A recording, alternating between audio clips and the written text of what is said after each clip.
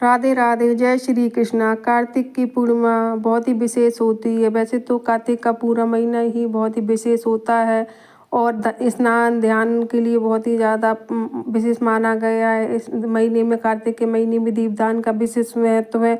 पूर्णिमा तिथि का मतलब है पूर्णता, पूरी तरह से पूर्णता। जब पूर्णिमा तिथि आती है तो वो चाँद भी अपनी पूरी कलाओं पर होता है। तो यह पूर्णिमा बहुत ही विशेष होती है। जैसे शरद पूर्णिमा होती है और कार्तिक की पूर्णिमा तो बहुत ही विशेष होती है कि उसमें कुछ लोग स्नान ध्यान का नियम लेते हैं और इसे त्रिपुरारी पूर्णिमा के नाम से भी जानते हैं, क्योंकि भगवान शिव ने त्रिपुरारी राक्षस का वध किया था, तभी से इसे त्रिपुरारी पूर्णिमा भी कहने लगे हैं।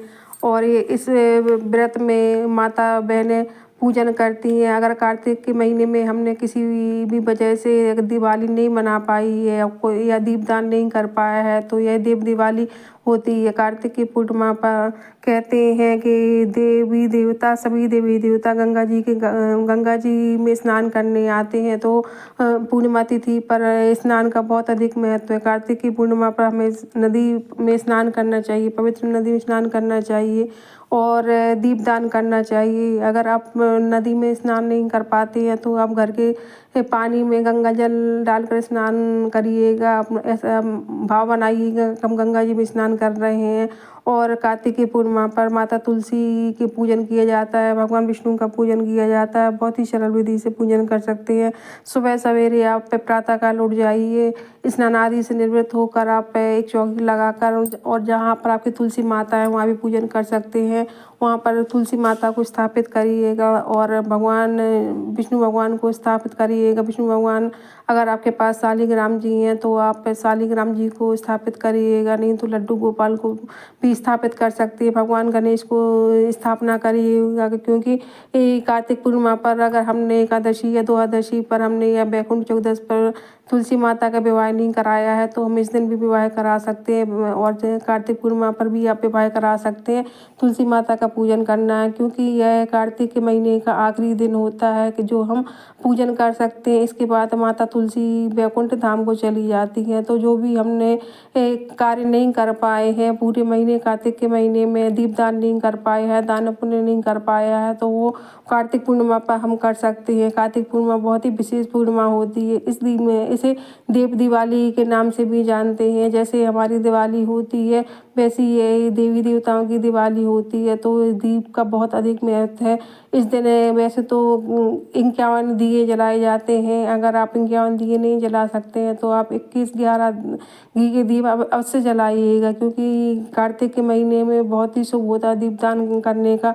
तो आप बहुत ही सरल विधि से पूजन कर सकते हैं। इस दिन पूर्णिमा तिथि होती है तो जो लोग व्रत रखते हैं वो भी पूजन कर और जो नहीं करते हैं तो व्रत नहीं करते हैं तो वो भी चंद्रमा को अर्घ देकर पूजन कर सकते हैं, क्योंकि चंद्रमा का दर्शन करना इस दिन बहुत ही शुभ होता है। और यह पूर्णिमा तो देव दिवाली के नाम से जानी जाती है। इस दिन अपने घर की साफ सफाई भी करें और दिवाली की तरह ही उत्सव मनाएं जैसे हमने दिवाली में करा था, क्योंकि इस दिन माता लक्ष्मी बहुत ही प्रसन्न होती है। देव दिवाली के दिन कार्तिक पूर्णिमा पर जो पूजन करता है और आप अपने घर में दीपक जलाइएगा, माता की पूजा करिएगा। इस दिन आपने चौकी लगाई है, वहाँ पर पूजन करके माता को तुलसी माता को जल से सींचिएगा। सिंदूर है, हल्दी है, भगवान शालिग्राम को आप पुष्प चढ़ाइएगा, चंदन से टीका करिएगा और गणेश भगवान की भी पूजन करिएगा और उन्हें पुष्प धूप दीप नैवेद्य इस प्रकार पूजन करिएगा।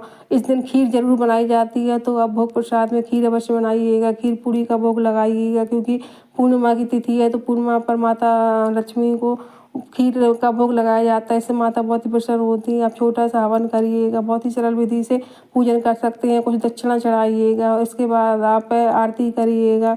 और जो बहनें व्रत रहती हैं वो कार्तिक की कथा सुनिए, कार्तिक पूर्णिमा की कथा सुनिएगा। इस प्रकार आप यह पूजन सुबह के समय कर सकते हैं या फिर आप शाम के समय कर सकते हैं। आपको घर में कम से कम 11 दीपक जलाने, तुलसी माता के सामने दीपक जलाने। अगर आपने अगर दीपक नहीं जला पाया है, कार्तिक में किसी भी दिन आपने दीपक नहीं जला पाया पूरे महीने में, तो आप चाहें तो 365 बाती का भी दीपक कलावा से बनाकर जला सकती हैं या फिर 11 दीपक जला सकती हैं। इस प्रकार पूजन करिएगा और हर जगह आपको दीपक जलाने, अपनी दहलीज पे दीपक जलाने, अपने घर के मंदिर में दीपक जलाना, अपने घर के आंगन में दीपक जलाना, अपने रसोई घर में और जहाँ पे आपका जल का स्रोत है तो वहाँ पे दीपक जलाना है। आकाश में दीपदान करना है और आंवले के नीचे दीपदान करना है, बेलपत्र के नीचे दीपदान करना है, क्योंकि यह आखिरी दिन होता है। हमारे लिए बहुत बड़ा ये उत्सव होता है। देव दिवाली है, जैसे हमारी दिवाली होती है ऐसे ही देवताओं की दिवाली है। इस प्रकार आप पूजन करिएगा। अगर आपको वीडियो ज़रा भी अच्छी लगती है तो लाइक और शेयर करें। मिलते हैं अगले वीडियो में। राधे राधे।